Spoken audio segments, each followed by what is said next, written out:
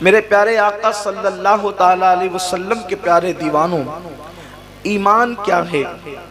अल्लाह के हबीब मुस्तफ़ा जान रहमत सल्लल्लाहु अलैहि वसल्लम ने फरमाया, ला युमिनु अहदुकुम हत्ता अकूना हब्बा इलैहि मिन वालिदिही व वलदिही वन्नास अजमाइन, कि तुम में का कोई उस वक्त तक कामिल मोमिन नहीं हो सकता जब तक वो अपने माँ बाप से ज्यादा, अपनी औलाद से ज्यादा और तमाम लोगों से ज्यादा मुझ मोहम्मद से मोहब्बत न करे, उस वक्त तक वो कामिल मोमिन नहीं हो सकता।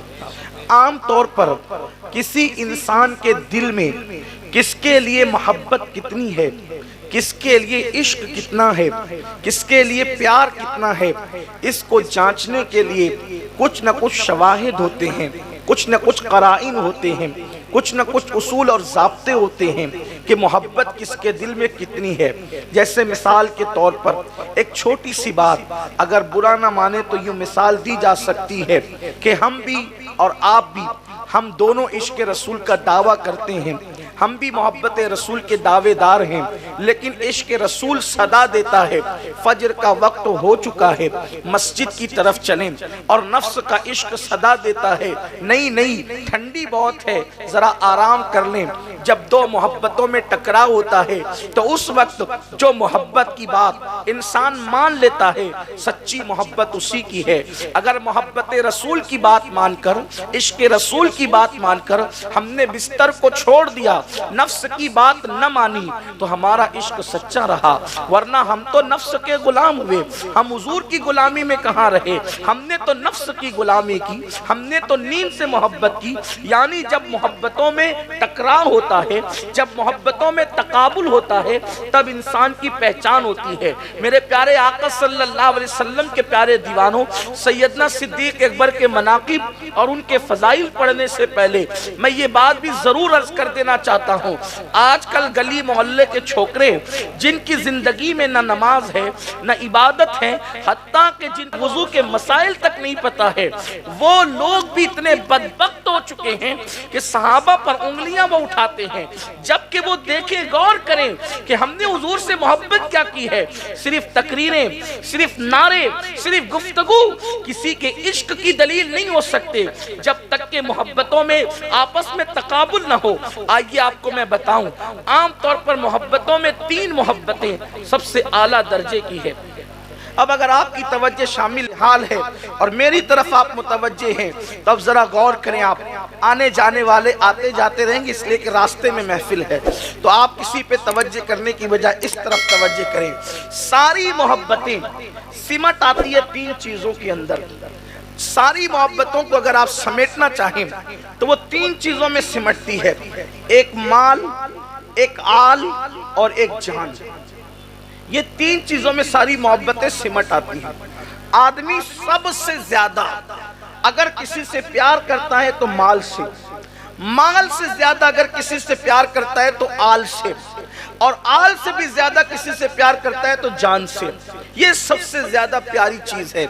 अब आइए तीनों की तरफ देखें और फिर सिद्दीक अकबर की जिंदगी को पढ़ें, सिद्दीक अकबर की जिंदगी का मुताला करें, तो तब पता चलेगा कि सिद्दीक अकबर है क्या।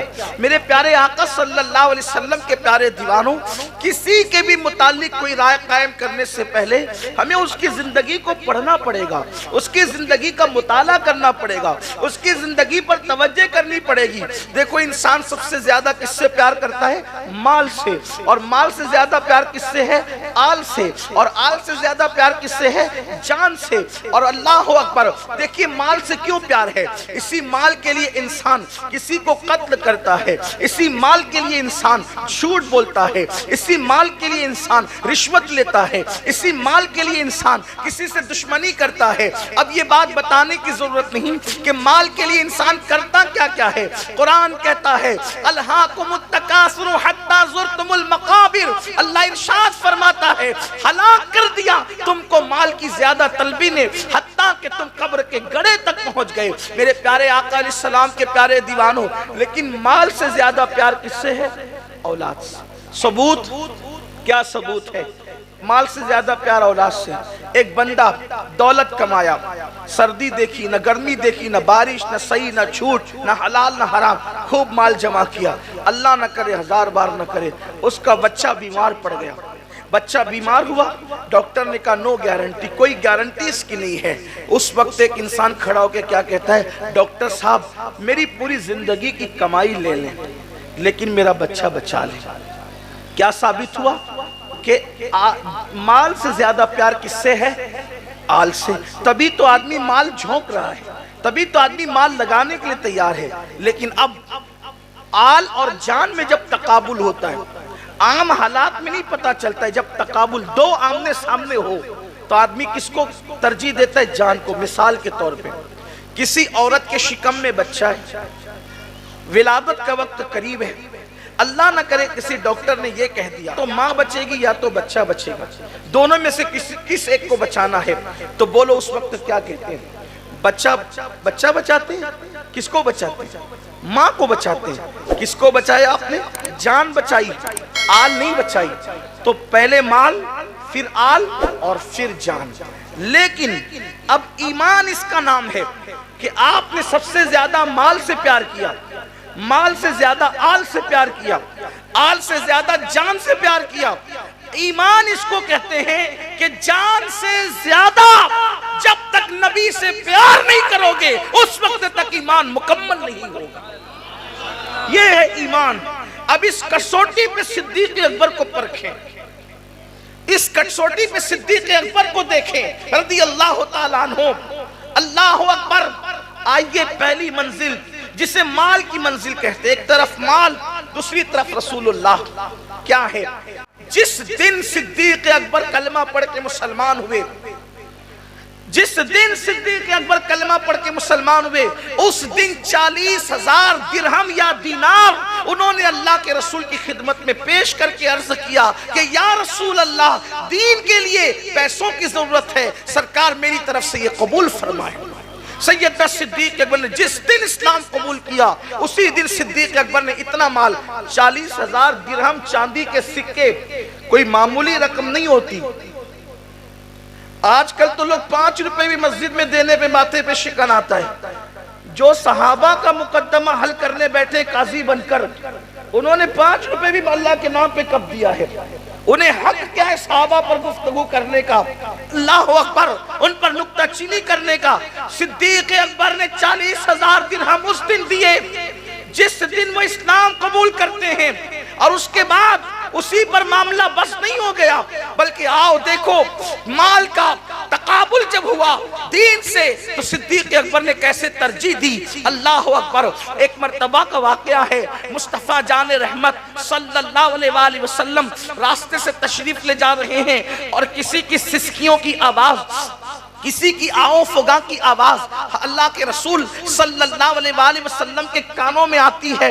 किसकी आवाज थी? हाँ हाँ, एक सियाह रंग का, एक अल्लाह अकबर, एक सियाह फाम गुलाम को मक्के की तपती हुई रेत पर किसी बदबख्त ने लिटाया था और उसके सीने पे पत्थर रखा था, और पत्थर रखकर मुसलसल उसको चाबुक पर चाबुक मारा जा रहा था। और कहा जा रहा था, मोहम्मद अरबी को छोड़ दो, मोहम्मद अरबी की गुलामी से दूर हो जाओ, मोहम्मद अरबी के दामन को अपने हाथों से छोड़ दो और फिर अपने पुराने मजहब की तरफ लौट आओ। तो वो सियाह फाम गुलाम अपनी जबान से कह रहा था कि मेरे जिस्म के टुकड़े टुकड़े तो किए जा सकते हैं, मगर मेरे दिल से मुस्तफ़ा जाने रहमत की मोहब्बत निकाली नहीं जा सकती, मेरे दिल से मुस्तफ़ा जाने रहमत का प्यार निकाला नहीं जा सकता।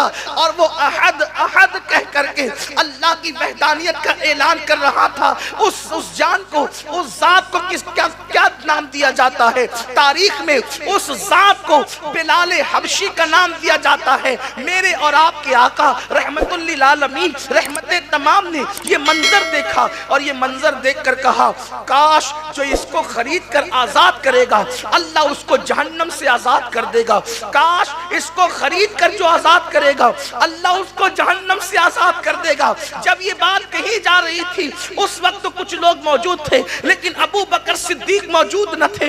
अल्लाह अकबर। जाने वाला काफिला चला गया। थोड़ी देर के बाद किसी ने अबू बकर सिद्दीक को कहा, सिद्दीक सुनो सुनो, बिलाल जब थे और उन पर चाबुक पड़ रहे थे तो अल्लाह के रसूल अलैहि सलाम ने फरमाया जो इसको खरीद कर आजाद करेगा अल्लाह उसको जहन्नम से आजाद कर देगा। सिद्दीक अकबर ने सरकार की बारगाह में हाजिरी दी और अर्ज किया, या रसूल अल्लाह सल्लल्लाहु अलैहि वसल्लम, मेरे माँ बाप पे कुर्बान, बिलाल की आजादी के लिए आपने ये बात फरमाई। सरकार ने फरमाया हाँ अबू बकर, लेकिन अबू बकर याद रखना, आप तवज्जो करें, यहाँ से बिलाल हबशी की अजमत का पता चलता है। सरकार फरमाते हैं अबू बकर अगर तुम बिलाल खरीदने जाना तो मुझसे भी रकम ले लेना, हम दोनों पार्टनर में बिलाल को खरीदेंगे। अल्लाह अकबर। अंदाजा तो करे बिलाल तुझ पर कुर्बान जाऊं कि खुद नबी ने तुझे खरीदा। अल्लाह अकबर। गुलाम हो तो गुलाम ऐसा, गुलाम हो तो गुलाम ऐसा, इमाम हो तो इमाम। सरकार ने कहा अबू बकर मुझे भी शामिल करना इस नेकी में, अबू बकर मेरे भी पैसे शामिल करना। इससे मैं ये बात भी वाज़ेह कर दूं कि जो रसूलुल्लाह पर गुर्बत का ताना लगाते हैं मजबूरी के एतबार से, वल्लाह मेरे नबी कभी मजबूर नहीं थे, कभी पेट पे पत्थर बांधे हैं, कभी पेट पे पत्थर बांधे तो इख्तियार की बुनियाद पर, कभी अल्लाह के रसूल अलैहि सलाम ने फक्र इख्तियार किया है तो इख्तियार की मजबूर होकर नहीं। पेट पे पत्थर जरूर है, पेवन का लिबास जरूर है, मगर मजबूर होकर नहीं। ये उम्मत की तालीम के लिए। और सरकार ने फरमाया मुझे भी बिलाल खरीदने में शामिल करना।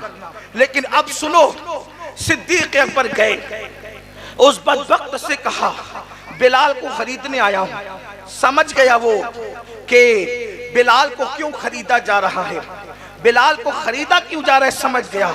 तो कहा कि ऐसे नहीं, वो जो तुम्हारा फुला गुलाम है बड़ा चुस्त चालाक और तंदुरुस्त है, बड़ा होशियार है, बड़ा फुर्तीला है, उसको लूंगा, फिर रेशम भी लूंगा, फिर मुश्क भी लूंगा, फिर काफूर भी लूंगा और इतनी रकम लूंगा तब बिलाल को बेचूंगा। सिद्दीक अकबर ने मुंह मांगी कीमत दी। सिद्दीक अकबर ने मुंह मांगी, किस बुनियाद पर? सिर्फ हुजूर की चाहत की बुनियाद, हुजूर अलैहिस्सलाम की चाहत की बुनियाद पर लोग इस मामलात को भूल गए। और खुदा जाने ये किसकी जबान से जहन्नमी अल्फाज निकले कि अब लोग सहाबा पर तबर्रा करने लगे। सोचो तो सही, इस्लाम का इब्तिदाई दौर है, अभी गनीमत का माल नहीं है, माले गनीमत तो मदीने मुनव्वरा में है, अभी तो जेब के खर्चे हो रहे हैं और आने वाला कल कैसा होगा इसकी कोई गारंटी नहीं है। अल्लाह अकबर। सैयदना सिद्दीक अकबर ने मुंह मांगी कीमत दी, और जब मुंह मांगी कीमत दी और बिलाल हबशी को ले लिया तो बेचने वाला हंस पड़ा, बेचने वाला हंस पड़ा। उसने कहा अबू बकर तूने किसी सौदे में धोखा नहीं खाया, आज तू इस सौदे में धोखा खाया, मैं तो तुझे बड़ा होशियार समझता था। सिद्दीक अकबर ने कहा वो कैसे धोखा? तो उसने कहा कि तूने बिलाल को लिया, रंग काला है और गोरे रंग का गुलाम दिया, फिर मुश्क भी दिया, काफूर भी दिया, रेशम भी दी, रकम भी दी, ये तेरे काम क्या आएगा? माज़अल्लाह। उस बदबख्त ने कहा ये तो काम चोर है, ये तेरे क्या काम आएगा? सिद्दीक अकबर ने कहा वल्लाह मैंने इसे अपने काम के लिए खरीदा ही नहीं है, तू बिलाल का मुंह देखता है, मैं बिलाल का दिल देखता हूँ। मेरा यार बिलाल के दिल में बसा हुआ है, मेरा यार बिलाल के दिल में बसा हुआ है, मेरा यार बिलाल के दिल में बसा हुआ है। अगर यमन की हुकूमत भी देनी पड़ती तो यमन की हुकूमत देकर अबू बकर बिलाल को खरीद ले